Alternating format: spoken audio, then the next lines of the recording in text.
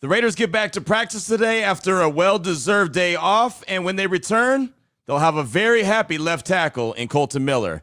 That plus more on Thursday's edition of the Locked On Raiders podcast for July 31st, 2025.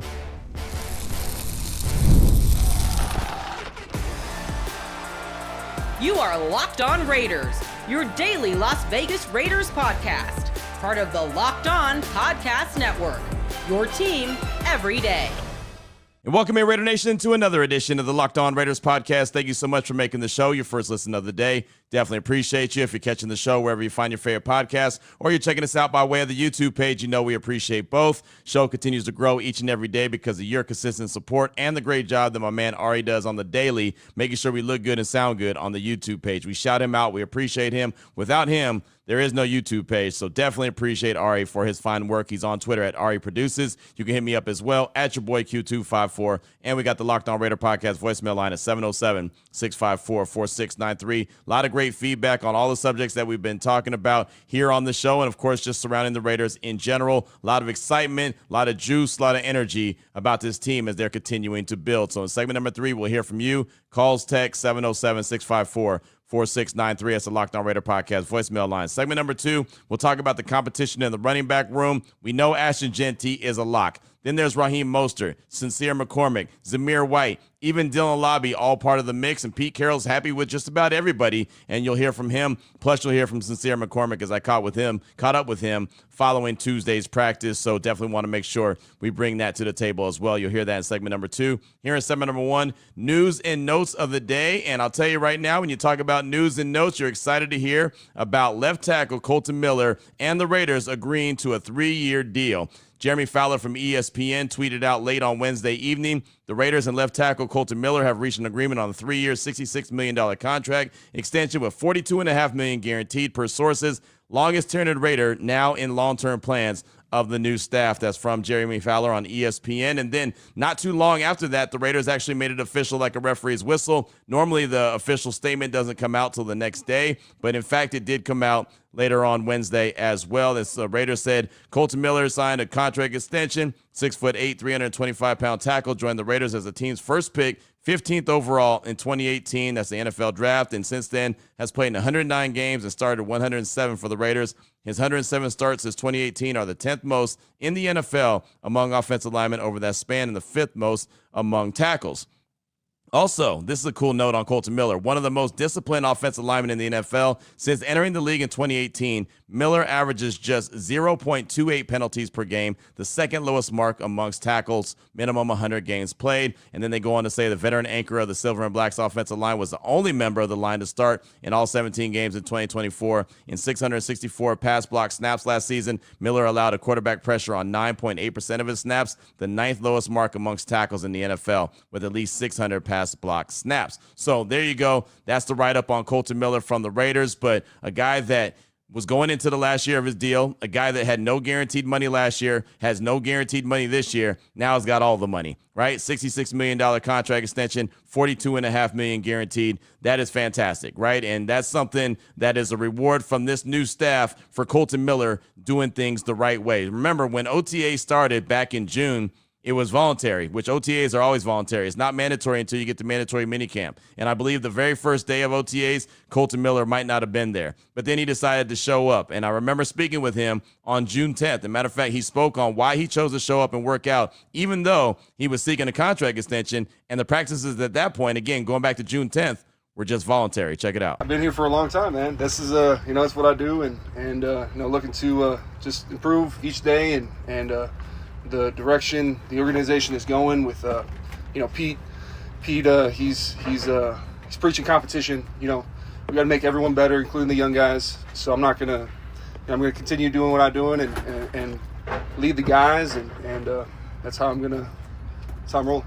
Hey, I want to be a Raider. I want to be a Raider for life. No, I love it here. I don't want to go anywhere else. So And, you know, I only know one way to do it, and that's showing up, getting better each day. Kolton Miller right there on why he show up, right? That's all he knows. That's how he rolls. Show up and work. And now he's been rewarded with the 3-year contract extension. So great news for Kolton Miller. I love the fact that John Spytek, Pete Carroll, and the rest of the Raiders organization decided to give him that contract extension. Again, he played last year. And we know even though the numbers were pretty good and it was, ninth amongst ninth lowest mark as far as pressures that were allowed, he wasn't even at his best last year. Remember when he started the season last year, he was basically still rehabbing the injury and the shoulder surgery that he had in the offseason. So it took him a while to get going, and he still put up really good numbers and still got a lot better towards the end of the season. And he's just been the constant. He's not a guy that's made the Pro Bowl. He's not a flashy name. He's not one when you think of the best left tackles in the league. Oh, man, Kolton Miller. But again, you know what you're getting from Kolton Miller. He's been a solid dude. We always talk about Raiders and first-round picks that don't pan out. They don't have very many of them. But to John Gruden's credit, right, the very first pick he made when he returned to the Raiders in 2018 was Kolton Miller. Remember, they traded back a couple times and ended up with the big left tackle, and he started out the right tackle position and slid over to the left tackle spot. Now he is the longest tenured Raider and still rolling on with the 3-year contract extension. So I just think that that is a testament to his work, also showing up, doing it the right way, right? He didn't hold out. He didn't go to the media and complain. He said, hey, look, man, I want to be a Raider for life. This is what I do. This is what I know. And with this staff, it might work with other staffs that you don't show up, you complain about it, you go to the media, you hold out. It could work with other teams. It's not working with John Spytek and Pete Carroll. They're going to reward you for the work that you put in, right? And every time they sign a contract extension, they have one of these. It's never they say for the work that you're doing. It's for the work that you're going to do, right? It's not for what you've done in the past. It's for what you're going to do in the present. I like that. I appreciate that. And that's what they've been saying with all these contract extensions. So Jacoby Myers, he's a guy that wants a contract extension. Daniel Cash Money Carlson, he's another guy that wants a contract extension. They're both in the final years of their deal. I'm expecting something to happen sooner rather than later, but I also know where John Spytek comes from. He comes from Tampa Bay. He comes from the Jason Light tree, and they usually make these guys wait, right? At some point, they'll reward them with a contract extension, but they're never going to be in a hurry to get it done. Not where they're going to drag their feet and really put themselves in bad positions like you see Jerry Jones and the Cowboys, but they're going to make sure that they know exactly what they're getting. And so you've seen them extend guys like Max. They took care of him. They took care of Adam Butler. They took care of Isaiah Palomao, right? There's guys that they take care of, and it makes a lot of sense. A.J. Cole was a guy that was extended. They took care of him. Now they've extended Kolton Miller. You look at Jacoby Myers, you look at Daniel Carlson, and you're assuming, at least I'm assuming, sooner rather than later, they'll make the call, especially with Cash Money Carlson, man. I mean, he's a kicker still in his prime, and we all know what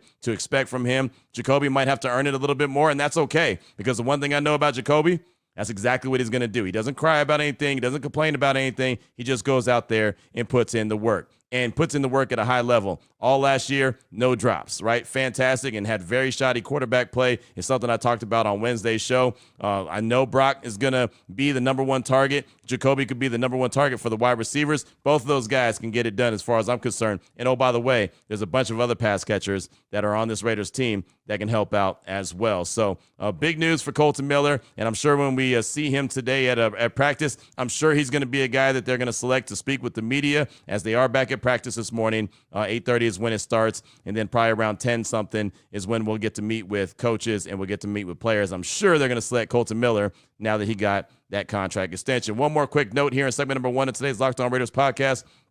Speaking of practices, when it comes to the Raiders, don't forget they've got the open practice at Allegiant Stadium coming up on Saturday, August 2nd, 11 a.m. The parking lot opens. 11:30 a.m. the stadium entry gates open and bag check opens. 1 p.m. training camp practice begins. 2:45 training camp practice ends. $5 to get in. Proceeds go to the Raiders Foundation. Get your tickets right now, Raiders.com. It's awesome. What a great opportunity. Enjoy Allegiant Stadium. Enjoy your team as they're putting the pieces together. And, of course, they want to see you, just like they have been seeing them out of the Intermountain Health Performance Center. They want to see you in Allegiant Stadium. Pack out that place. Be loud. Bring that energy. Bring that juice. And watch them as they put in their work and start to put the pieces together on a 2025 team. A nice roster, the 53-man roster, and obviously practice squad and all that. But they're getting ready, and they want you there as well. So Saturday, again, parking lot opens at 11 a.m. Training camp practice will begin at 1. $5 for the tickets, Raiders.com. All the proceeds go to Raiders Foundation. or Raiders Foundation, and go to Raiders.com to get those tickets. Coming up in segment number 2, we'll take a look at the running back room. We'll talk about a little bit of the competition that's going on behind Ashton Jeanty, and you'll hear my one-on-one conversation with Raiders running back Sincere McCormick. That comes up in segment number 2 of today's Locked On Raiders podcast. Before we get to that, though, I do want to tell you about one of the great sponsors here on the show, and that is 5-Hour Energy Transfusion. It's time to fuel up and turn up with 5-Hour Energy Transfusion. It brings the bold grape ginger and lime flavor of your favorite golf drink, minus the alcohol, into a quick, energizing shot. So whether you're sinking birdies or just making memories with friends, this one's a hole-in-one for your energy game. And let's be honest, days on the course or off it, you just need that extra boost to stay sharp and energized. And we know that golf is fun. It's not for everybody, including me, right? But it is about making memories with friends, and I'm good for that. So if you're looking for someone to be a part of your team and you don't really expect them to be very good, because I'm not, I could be your guy. I could provide some great tunes. I could provide some great laughs because of the way that I play, and, well, just because I think I'm a kind of funny guy at times.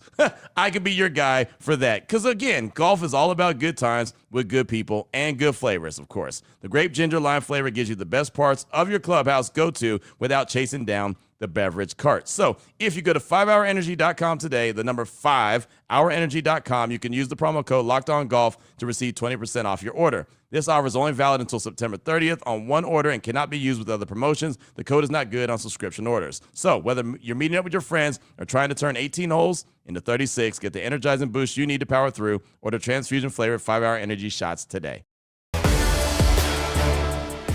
All right, Raider Nation, here we go. Segment number 2 of today's Locked On Raiders podcast. I want to talk about the running back room really quickly because, well, the running back room looks to be very talented. Obviously, Ashton Jeanty, he's a lock. He's that number 1 dude. He's the guy they drafted at number 6 to be the bell cow, and he's going to be the bell cow. There's no doubt about that. I expect Ashton Jeanty to do a lot of the heavy lifting, both running the ball out of the backfield and catching the ball out of the backfield. I think he's going to be heavily involved, and you know what? He might be heavily involved in special teams as well. That's what they're working on with him right now. So there's no question about Ashton Jeanty. But after that, there's some questions. Raheem Mostert's in the building. Sincere McCormick's in the building, who you're going to hear from in a little bit. You've got Zamir White, who was the guy that was, he was penciled in to be the starter in 2024. It didn't work out very well. And then you got Dylan Lobby, who was a 6th-round pick out of New Hampshire a year ago, and I thought he was going to get a lot of burn, and it didn't really happen. When I look at that running back room, I see Dylan Lobby, and I think, okay, he's probably a special teams guy. He's got a few carries in training camp from the running back room, but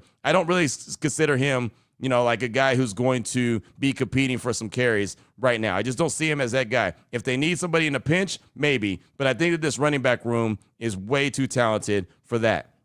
Raheem Mostert wasn't there the last couple days at practice because his wife had a baby, and I think he put out on Twitter or Instagram, one of the social medias, at like 4 a.m., officially a girl dad, so congratulations to him. So he hadn't been there. He may be back at practice today, not too sure. But then you got Sincere McCormick, right, who did pretty well in very limited snaps last season. And then you have Zamir White, who didn't do very well in limited snaps as well. Just got too big, in my opinion. Wasn't able to see the holes when they were there. There was times that the offensive line was opening holes. He wasn't hitting them. Just didn't seem like anything fit. Matter of fact, Zamir White and Sincere McCormick had the same amount of yards that they carried for last season. The only difference is Sincere McCormick did it in much less carries. So if he had about 38 carries, he might have had like 138 yards, and basically that's what Zamir White had, but he had 60-something carries. So Zamir averaged about 2.8 yards per carry, where Sincere McCormick averaged 4-point-something, which neither one were very good because Sincere McCormick got injured, but he looked like the part when he had his opportunity. But unfortunately for him, as he's going into year 3 now, that's been the story of his career so far. He was a fantastic player at UTSA. The Roadrunner basically eats for free in San Antonio anytime he goes there just because he was that guy. But ever since being in the NFL, it's been difficult for his game to translate. And again, a lot of that has to do with health. But just the other day, and you actually heard this on Wednesday's show as part of just the competition conversation from Pete Carroll when he was talking about the offensive line. Then Hondo asked him a question about the running back room. This is what Pete Carroll had to say about the competition in the running back room. Check it out. Yeah, I'm really happy with the running back group. It's the variety of the styles of the guys. I love that we have different kind of makeups of guys. Zamir kind of stands alone. He's biggest, strongest of the group, and he really runs tough. it's all over the film from his past. He's running at guys. He's attacking downhill, and I love that he brings that to us. Sincere, who didn't get a lot of playtime last year, did really well when he did, and he's shown he's got a real knack. He's got really, really good quick feet that are real natural to the position, and he makes guys miss, And so, I mean, right now it's just keep giving them the ball, and we'll just keep logging plays and reps, and we'll figure it out. But we're real happy with the spot. I also, just to say something about Ashton, he's had a couple great days now. He's done a little bit of everything. Ran tough, caught the ball well, looked elusive and fast and explosive. So it just makes the position group really exciting. And we don't have Raheem here. They're having baby right now, and so we're giving them all that freedom to do that well.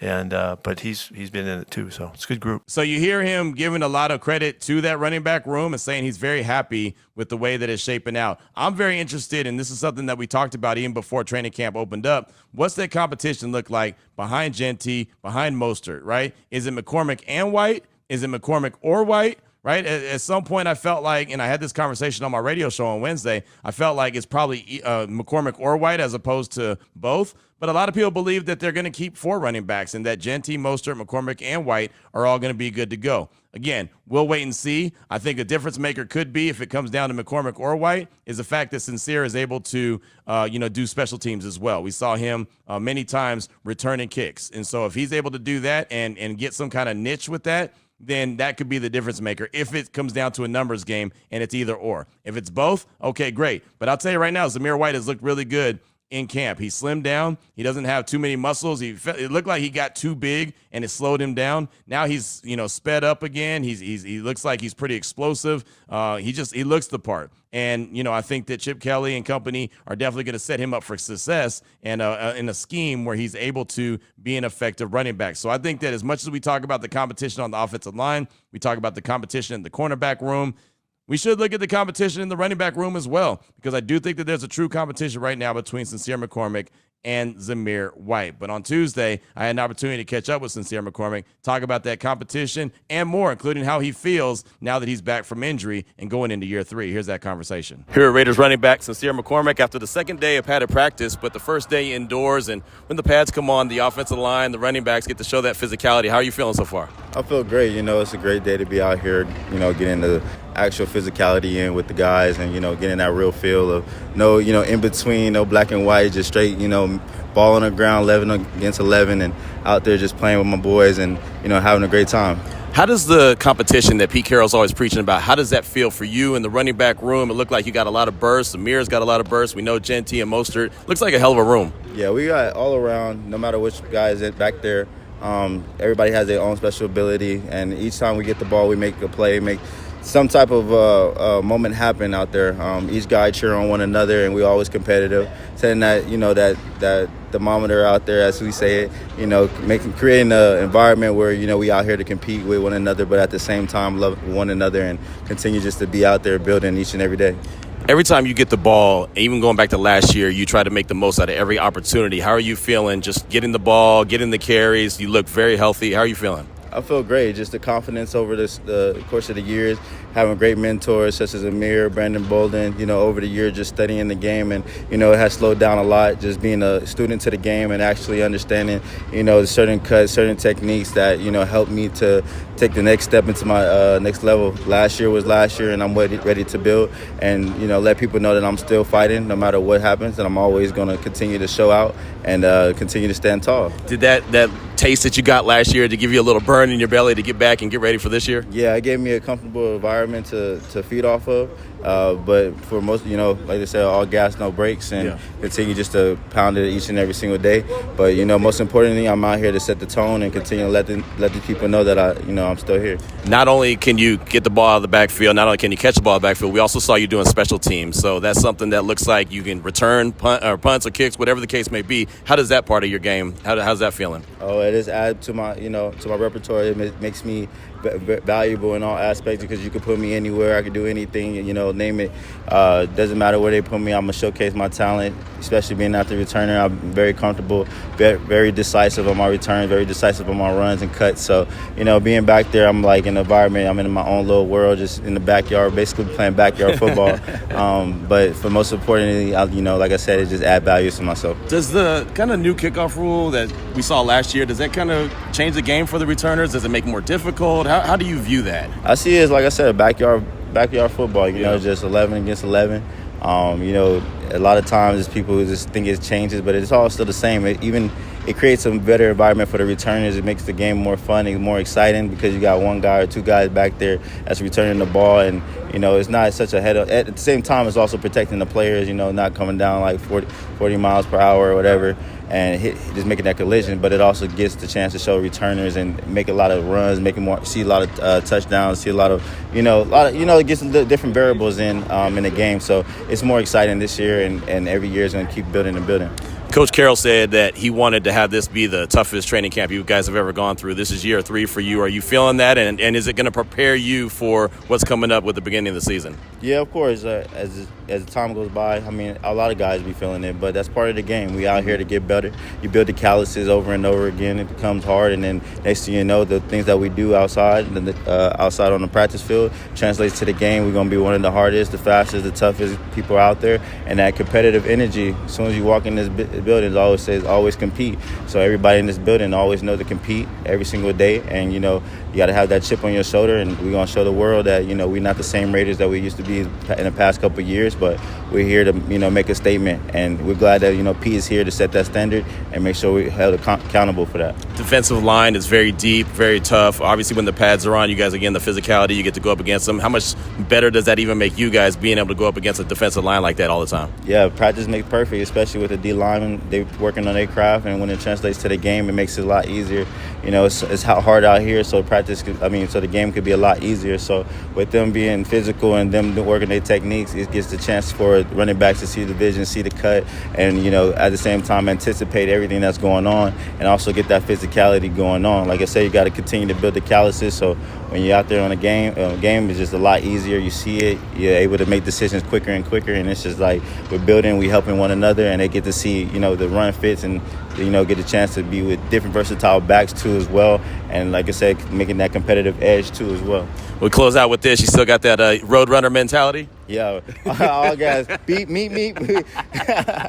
Yeah, we like I said, that road running mentality. I'm a savage mentality. Continue to grind every time I get the ball, and it's a statement. Run angry, run with something to prove, run with a chip on your shoulder. Like this game, this game you can't play this game forever. So enjoy every single moment. And every time I touch the ball, I'm running with a purpose. I'm running for my family. I'm running for the facility on my back and the team on my back. It doesn't matter. Just I'm running for a purpose at the end of the day. Keep that grind up. Oh, yeah, I appreciate it. Again, the running back room, as you heard from Pete Carroll earlier in the segment, he's very happy with what they look like right now, the way that they're going out there competing, the way that they're, having a burst, and they got their speed back and their wheels back, their legs under them. They're looking really good. I believe that, and I said this on my radio show on Wednesday, this, no doubt about it, can go from a 32nd ranked rushing attack in 2024 to a top 10. I even went as far as saying top 5 if everything goes the way that they want. Offensive line comes together. They're able to, feed Ashton like I think that they want to, and then somebody else is able to spell him. I even went as far as top 5, kind of basing it off of where the Detroit Lions were last year, where they rushed for almost 2,500 yards, and they were number 6 in the league. I can see the Raiders aiming for a 2,000-yard season collectively, not for one running back, but collectively, right, where Genty and a combination of Mostert, McCormick, and White, or whatever the case may be, ends up around 2,000 yards. I can see that being top 5, top 6, top 7, whatever like that. But no doubt about it, this team wants to go from 32nd ranked to at least top 10. If they go top 10, they're giving themselves a chance. So we'll definitely want to make sure to pass that along, and that's going to be another area that I'm really paying attention to when it comes to the competition. But what says you? We want to hear from you at 707-654-4693. Your calls and texts will close out the show. We'll do that next here on today's edition of the Locked On Raiders podcast. Before we get to that, though, I want to tell you about another great sponsor here on the show, and that is Monarch Money. You ever wish managing your money felt easier? With Monarch Money, it can. Whether you're growing your savings or planning a big purchase, Monarch puts you in the driver's seat. It's like having your own personal CFO, giving you full visibility and control over your finances. Monarch Money is more than the budgeting app. It's a complete financial command center. You can track all your accounts, investments, and spending in one place. So in addition to managing your money, you're also building your wealth. And when you start tracking your spending with Monarch, man, you'll be surprised at where all your money goes. Subscriptions, maybe subscriptions that you didn't know you had, ride share, right? Eating out all the time. Man, it will surprise you when you start to monitor it and track it to the point where you're like, man, maybe I shouldn't have done that. Now it's all right there in my face. But of course, you want to know. Matter of fact, you want to take control of your finances. And the way to do that is with Monarch Money. Use promo code LOCKEDONNFL at monarchmoney.com for 50% off your first year. That's monarchmoney.com, promo code LOCKEDONNFL for half off your first year. Here we go, Raider Nation. Segment number 3 of today's Locked On Raiders podcast. Want to hear from you at 707-654-4693. Let's start off with a call from 305 Key. He's calling to talk about the wide receiver position, the conversation I had on Wednesday's show, Tyree Wilson, and a little bit more. Here he is, 305 Key. What's up, Q? 305 Key. Again, I know you're about to get a lot of calls about, do we need a big-time receiver? I forgot how you titled it. But, or number one, true number one, whatever it may be. Here to put my 2 cents in on my soapbox. I'm in agreement. I never really felt like we needed to go out and get another big play receiver, especially after the season Brock Bowers had last year. And also because I think, like a lot of people, Jacoby Myers is slept on. I think because he doesn't bark loud, because he doesn't make it about him, because he kind of just goes out and does his job, he doesn't bring a lot of attention to himself. So you just quietly notice, like, wow, look at this guy's numbers. Look at this guy's numbers.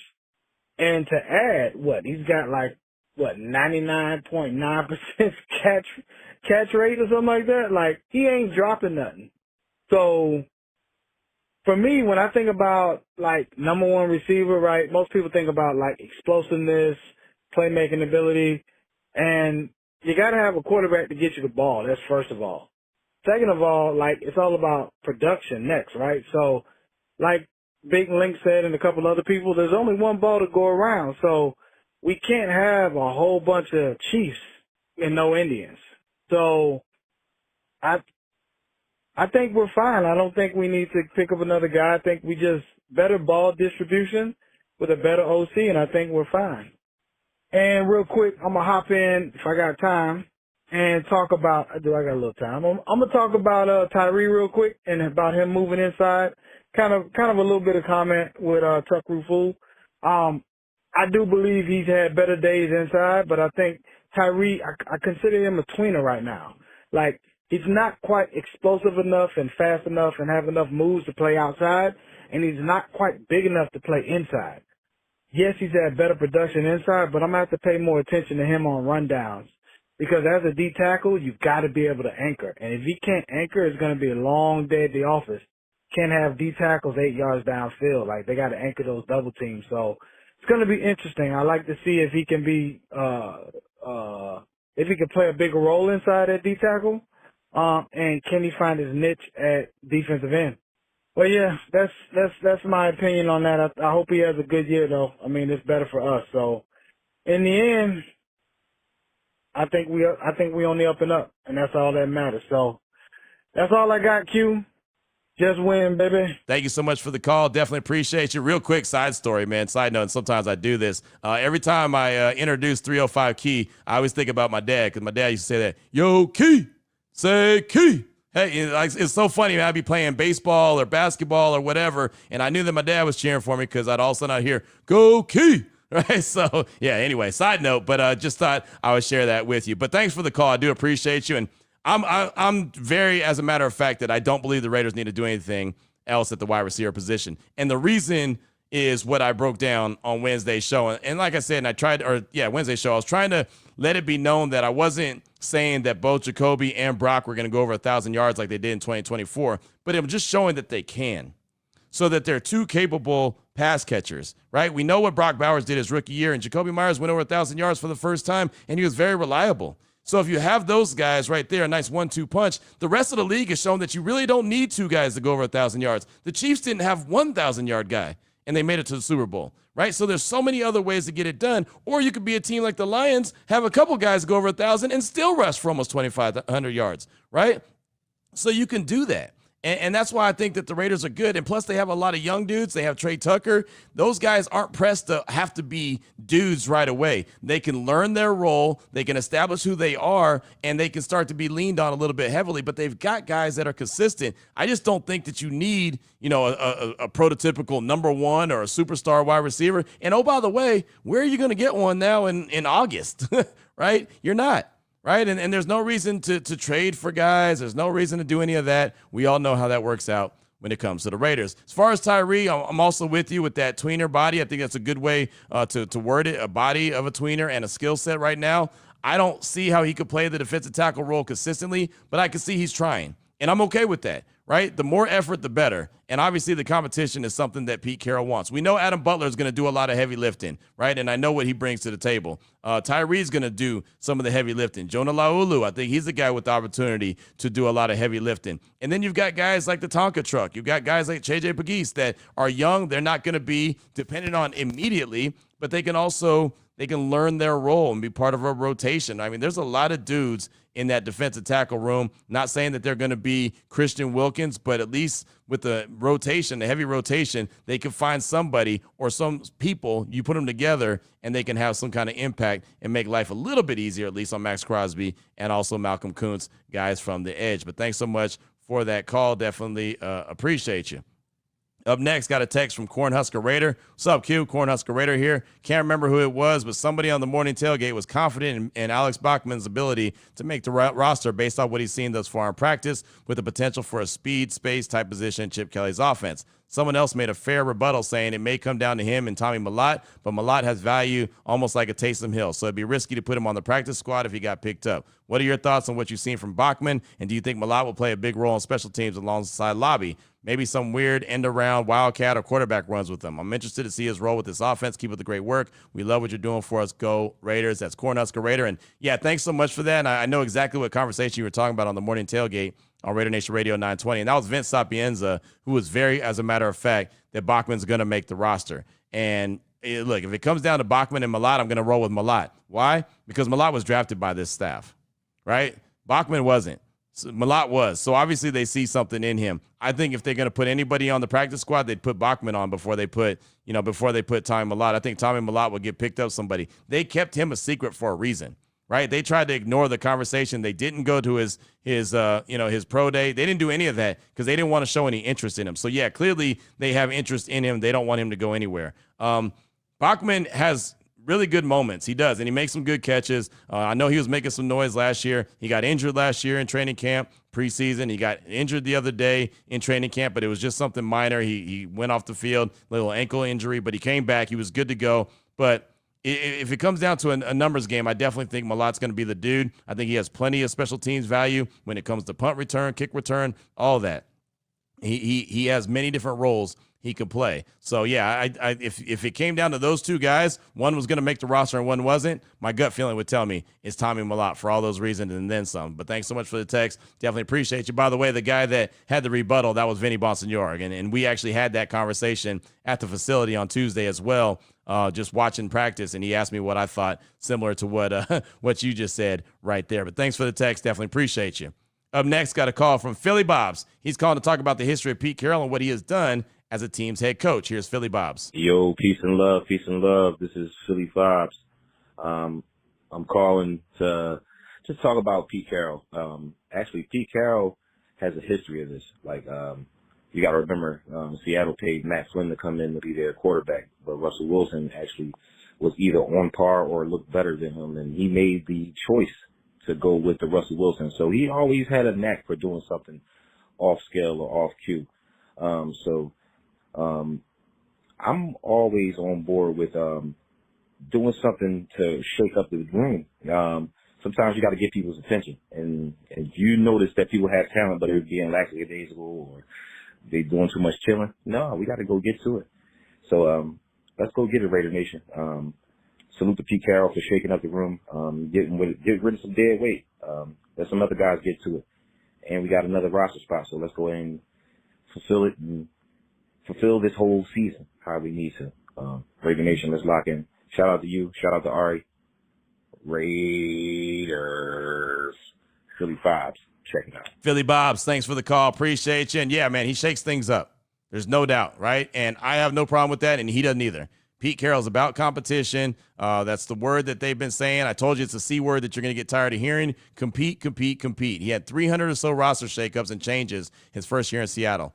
Nothing is going to change from that, right? You could be a 1, then a 3, then a 2, then back to a 1. Like, he's going to move you around. So if you make the 53-man roster when it's all said and done, don't sit there and celebrate because now someone else might get released from another team. It's like, oh, wait, hold on. We like that guy. Boom, let's bring him in, right? And there's, if you are the runner with the ones and then all of a sudden you're not really doing your job, you can all of a sudden drop to number 3. Robert Turbin, former Seahawk running back. He's also a Super Bowl champ with Seattle.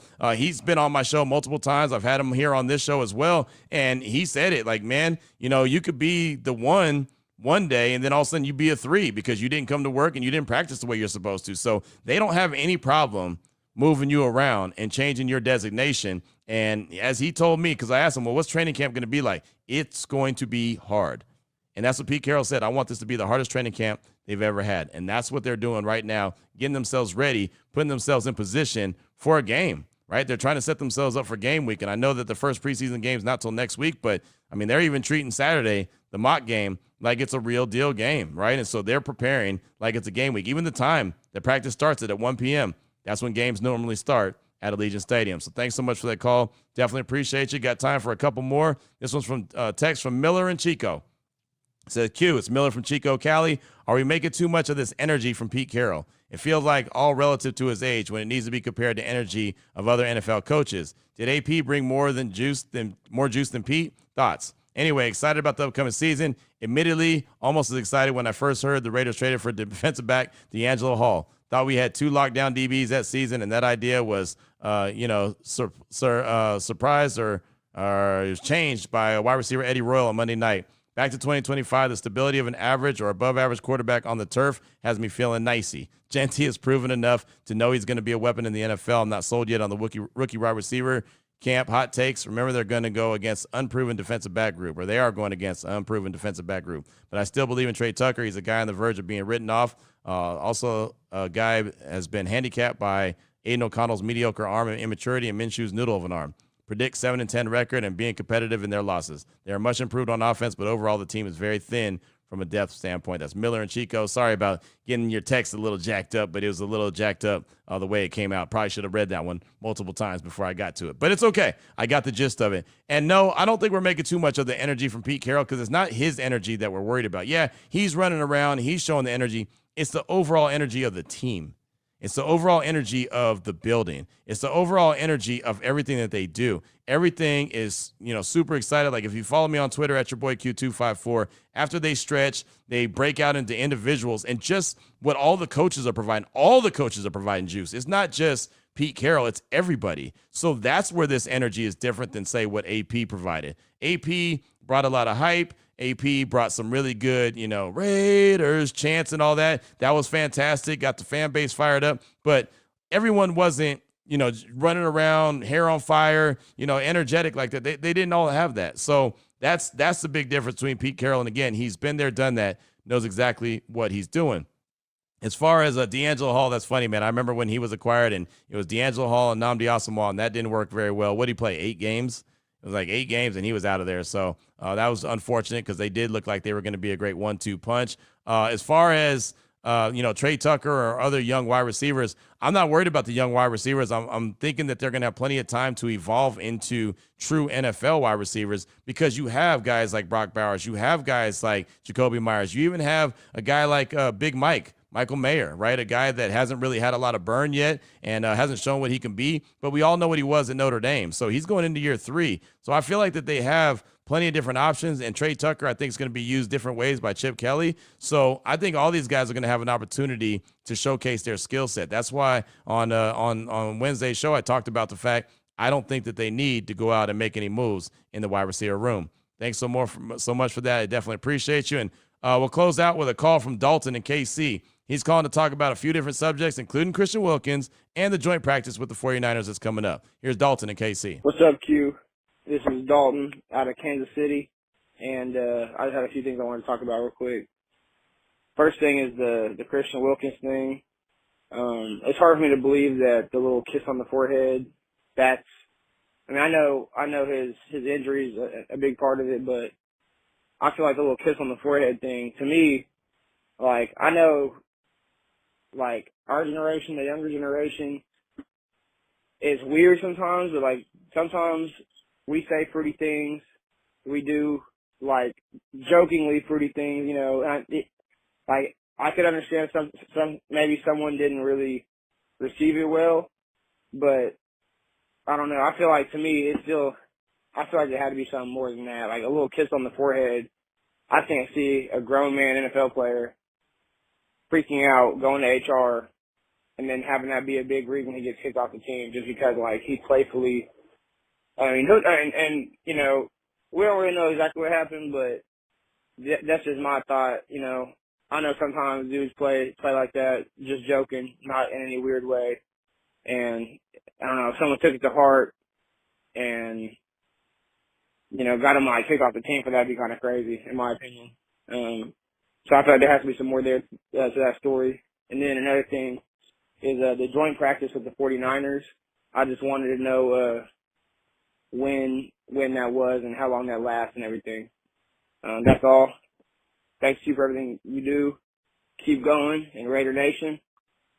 Almost that time, baby. Let's go. Yeah, Dalton, thanks for the call. Appreciate you. And yeah, I'm with you. There's going to be a lot more to this situation. It feels like a lot more is already coming out. But the thing is, none of it is, you know, confirmed. None of it is, a lot of it right now is speculation. I don't like to be in the speculation business. That doesn't put me in a position where I'm first on news or I'm breaking news, but I'm okay with that. I don't need to be first. I just want to be correct. So I like to bring the news that's out there. I like to pass it along. And then, you know, when stuff is confirmed, then I say, okay, this is what's going on. And we kind of react. That's kind of the role that I play. I'm not an investigative reporter. I'm not that kind of guy. I'm just, like I said, I'd rather be right and take my time and make sure that everything is confirmed before I put a lot of speculation out there. So, yeah, slow drip process, and I'm sure there's going to be a lot more to this story than there is out there right now. As far as the practice with San Francisco goes, it's on the 14th. I believe that's the practice. It's the last practice open to the public as well. And that's going to start at 8:30 a.m., but the doors will open at 7. Should be wrapped up by 10:30 or so. So, yeah, that's going to be fun.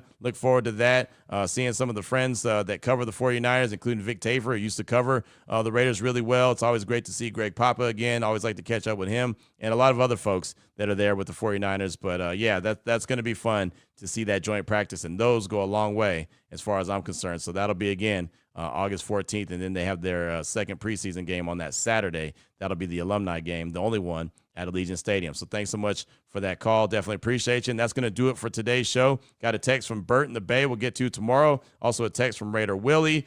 Don't forget the Raider Squad Show with Chantel Chan, Lincoln Kennedy, and myself. We'll be at it again this morning starting at 7:30 a.m. I'll be at the Raiders facility. I'll be in the little back media room where I've been the last couple times, so we'll do it from there. We'll be talking about Jamal Adams and, you know, his comeback attempt that he's making. We'll cover everything from training camp, from the offensive line battle, you know, Pete Carroll's praise for Meredith and JPJ, how they're going back and forth. Obviously, the Christian Wilkins situation we'll have to talk about as well. And the wide receivers, just like I talked about on Wednesday on the podcast and Tuesday on the show, we'll talk about that as well. So we got a lot lined up for you. Again, 7:30 to 8:30, 1 hour long live stream. Chantel Chan, Lincoln Kennedy, and myself. If you're part of the Locked On Podcast Network and the Raiders family already, you already subscribed. As soon as we go live, you'll get that notification. So we look forward to that. And, of course, coming up tomorrow, we'll talk all things Thursday's practice, what I saw, what I hear, the players that we get to talk to, and I'm assuming Kolton Miller will be one of them. But until then, Raider Nation, take care of yourself, take care of your family, love on your family.